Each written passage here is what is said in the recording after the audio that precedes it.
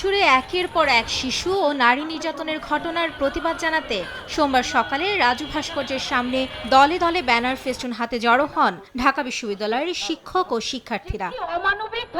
এ সময় ধর্ষকদের শাস্তি নিশ্চিত করতে বিভিন্ন স্লোগান দিতে থাকেন তারা।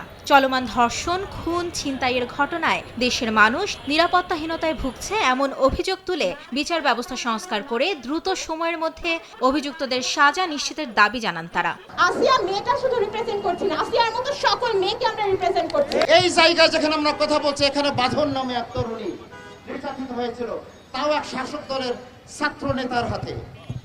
তখন বিচার হয়নি। আমিও একজন আসিয়া, আমারও তো নিরাপত্তা নাই। এই গণ অভ্যুত্থানের মাধ্যমে আপনাদেরকে ক্ষমতায় বসিয়েছি সভা সমাবেশ করার জন্য নয়, আমাদেরকে নিরাপত্তা দিতে। রাজধানীর বেইলি রোডে স্ট্যামফোর্ড বিশ্ববিদ্যালয়ের শিক্ষক ও শিক্ষার্থীরাও প্রতিবাদ সমাবেশের আয়োজন করে। এ সময় নারীর প্রতি সহিংসতা রোধে দ্রুত দৃষ্টান্তমূলক ব্যবস্থা নেওয়ার আহ্বান জানান বক্তারা। ভুক্তভোগীর নয়, ধর্ষকদের চেহারা প্রকাশ্যে আনার দাবিও জানান শিক্ষার্থীরা। এখানে আজকে উপস্থিত কেউ কি বলতে পারবেন যে ধর্ষণের কোনো দৃষ্টান্তমূলক শাস্তি কেউ কখনো দেখেছে? আইন প্রয়োজনে সংশোধন করে আগামী জুন মাসের 10 তারিখের মধ্যে উনার কথার আমরা প্রতিফলন দেখতে চাই। একই সময়ে একই দাবিতে হাইকোর্টের সামনে মানববন্ধন করেছে ছাত্রদল। তারা অভিযোগ করেন, অন্তর্বর্তী সরকারের উদাসীনতায় দিন দিন এ ধরনের সহিংসতা বাড়ছে।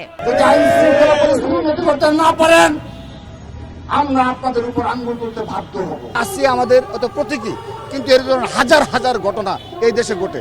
আমরা আগামীতে একটি ঘটনা যেন না ঘটে, সেই ধরনের দৃষ্টান্তমূলক আইনের সংস্কার, সেই ধরনের আমাদের সামাজিক অবকাঠামো এবং সরকার ব্যবস্থা চাই। আপনারা দ্রুত ধর্ষণের বিরুদ্ধে ব্যবস্থা নেন, অন্যথায় আপনারা দ্রুত পদত্যাগ করুন। এছাড়াও নারীর প্রতি সহিংসতা বন্ধে জাতীয় প্রেস ক্লাবে মানববন্ধন করেছে সম্মিলিত নারী প্রয়াস। মাইমুনা হায়দার চৌধুরী, সময় সংবাদ, ঢাকা। গুমের বিভীষিকাময় দিন আর সাম্প্রতিক রাজনীতি নিয়ে বিএনপি নেতা সালাউদ্দিন আহমেদের বিশেষ সম্পাদকীয় দেখবেন আজ রাত 10টায়।